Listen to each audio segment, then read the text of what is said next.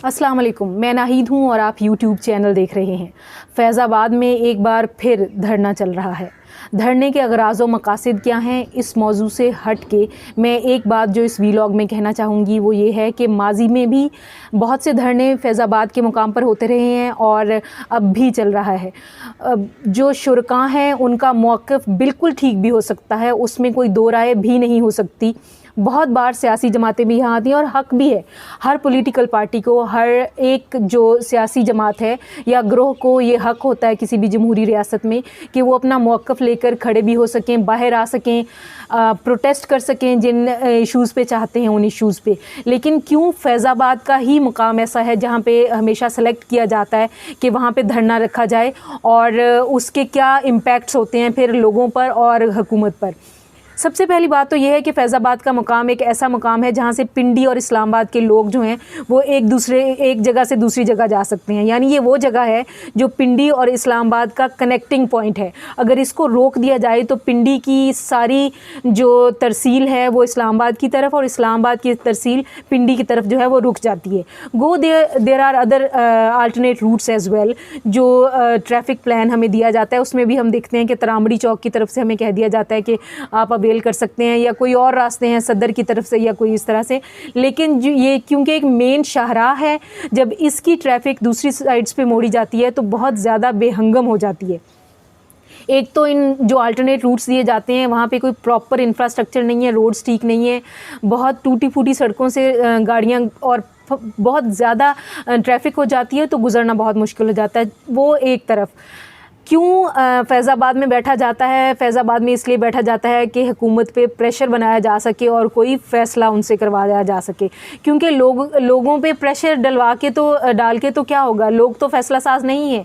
फ़ैसला साज तो ऐवानों में बैठे हैं, उन पे अगर प्रेशराइज़ उनको करना होता है तो उसका कोई तरीका हो सकता है। फैज़ाबाद को माजी में क्यों सिलेक्ट किया जाता रहा, इसलिए सिलेक्ट किया जाता रहा कि जो एयरपोर्ट था वो इस तरफ था, फैज़ाबाद से गुज़र के ऐवानों की तरफ गाड़ियाँ जाती थी, एयरपोर्ट से जो डिग्नेटरीज़ उतरते थे उनकी। लेकिन अब किया ये हुकूमत ने किया या जिस तरह भी स्ट्रेटिजिकली ये किया गया कि जो एयरपोर्ट है वो भी उस तरफ कर लिया गया है, यानी इस्लामाबाद की साइड पर कर लिया गया है और जो मारगला की रोड है वो इस्तेमाल की जाती है। जितने भी डिग्नेटरीज़ आते हैं वो वहीं से आते हैं और जाते हैं। तो जो फैज़ाबाद है वो सिर्फ अब एक उसका जो प्रेशर पॉइंट है वो रह गया है, वो है अवाम जो इस्लामाबाद और पिंडी के हैं। जो पिंडी में रहने वाली अक्सरियत लोग ऐसे हैं जो इस्लामाबाद के ऑफिसेज़ में काम करते हैं। अक्सरियत ऐसे स्टूडेंट्स हैं जो इस्लामाबाद की यूनिवर्सिटीज़ में, स्कूल्स में पढ़ते हैं या पढ़ाते हैं।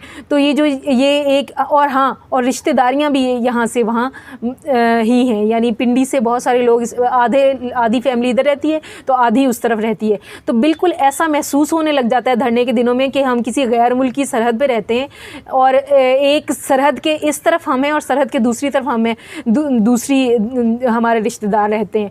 मुझे बहुत बार, मैं नीलम वैली गई थी तो वहाँ से याद आता है कि वो जो एक रिवर था, रिवर के उस तरफ बैठ के बहुत सारे लोग ख़त लिख के या ऊंची आवाज़ें देकर दूसरी तरफ के अपने रिश्तेदारों को कुछ बताते थे या ख़त भेजते थे, लेकिन वो ख़ुद नहीं आ जा सकते थे। बिल्कुल ऐसी ही कोई सिचुएशन जो है वो फैज़ाबाद के सिट-इन्स में हमेशा बन जाती है।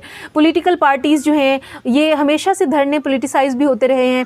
एक पॉलिटिकल पार्टी है दूसरी को हटाने के लिए, ये तो मैंने आपको बताया कि प्रेशर बिल्ड करने के लिए पहले भी इस्तेमाल होता रहा है ये, कि जब पीटीआई ने किया था इसको यूटिलाइज़ तो इसी मकसद के लिए ही किया था। उस वक्त एयरपोर्ट इस तरफ होता था, लेकिन फिर जब नून लीग के दौर में एक लंबा धरना हुआ तो ये बहुत सारे लोग थे, बहुत से इवन सहाफ़ी तबका भी बहुत सा ये कह रहा था कि ये पीटीआई का साथ देने के लिए कोई जो फ़ौज है वो उसने करवाया है और फ़ौज की वजह से फ़ौज जो है वो ये इन्वॉल्व है इस धरने में और पीटीआई इन्वॉल्व है और ये सारे साथ मिले हुए हैं और नून लीग की हुकूमत को डिस्टेबलाइज़ करना चाहते हैं। अभी अगर हम अगर कंपैरिजन करें तो इस वक्त पीटीआई की हुकूमत है, और कहा भी ये जाता है कि पीटीआई की हुकूमत को फ़ौज जो है वो सपोर्ट कर रही है, और इसके बावजूद ये धरना वहीं का वहीं है। तो जो सोचने की बात है वो ये है कि जो धरने हैं वो किसी ऐसे पॉइंट्स पे बनाए जाएं जहाँ पर कम से कम लोगों को, जो आम आवाम है, उसको तकलीफ़ ना हो। कोई ऐसी जगह पे बैठा जाए और इस प्रेशर को हुकूमत अगर बग़ैर रोड्स को बंद किए भी प्रेशर फ़ील करे और लोगों के जो जायज़ मुतालबात हैं उनको अगर पूरा कर ले, तो मेरे ख़्याल में बहुत सारी चीज़ें जो है इस तरह के मसाइल से जो अवाम है वो बच सकते हैं बहुत सारे। क्योंकि एक तो मैंने एजुकेशन पॉइंट ऑफ व्यू से बताया है कि इस तरह के मसाइल होते हैं। स्टूडेंट्स के, बहुत सारे स्टूडेंट्स के आज भी पेपर्स थे, उस तरफ नहीं जा सके हैं। स्टडीज़ का बहुत हर्ज होता है। एक तो कोविड की वजह से बहुत ज़्यादा हर्ज हो गया है, और अगर इंस्टीट्यूट्स अभी खुली ही हैं तो इससे पहले मौलाना का जो धरना था उसमें भी हमने देखा कि पार्क्स वगैरह हुकूमत ने बंद किए हुए थे कोविड की वजह से, लेकिन मौलाना के साथ जो जितने भी आए थे उनके कारकुनान वो इंजॉय करते रहे यहाँ के पार्क्स में, और मौसम सरमा का लुत्फ़ लेते रहे। और अभी भी मौसम सरमा भी आप देख रहे हैं, और पीछे आपको धूप भी महसूस हो रही होगी कि इस धूप में कितना अच्छा लगता है फ्री बिल्कुल होके और रोड्स पे अच्छी सी हवा और धूप को इंजॉय करना।